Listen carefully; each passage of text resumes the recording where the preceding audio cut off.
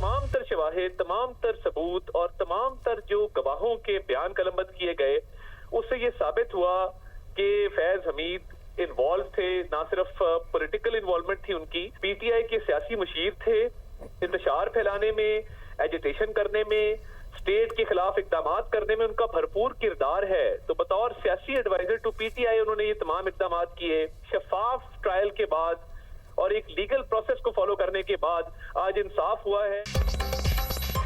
फैज हमीद का सियासत में अमल दखल साबित, तमाम इल्जामात के मुर्तकिब करार, कानून से कोई बालातर नहीं, सजा शफाफ ट्रायल के बाद हुई है। इनको दिफा का भरपूर मौका दिया गया। फौज के अदारे में अंदरूनी एहतसाब शफाफ तरीके से चलता है।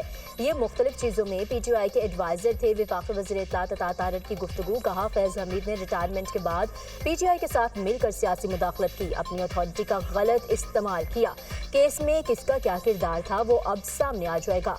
सेनेटर आबिद शेर अली का कहना है कि फैसला अहम इशारा है, मुस्तकबिल में ऐसी गैर आइनी सरगर्मियों को बर्दाश्त नहीं किया जाएगा। फैज हमीद ने अपने ओहदे के दौरान सियासी अमल में मुदाखलत की, इंजीनियरिंग फैसले और बानी पीटीआई की सियासी तक़वियत में मरकजी किरदार अदा किया।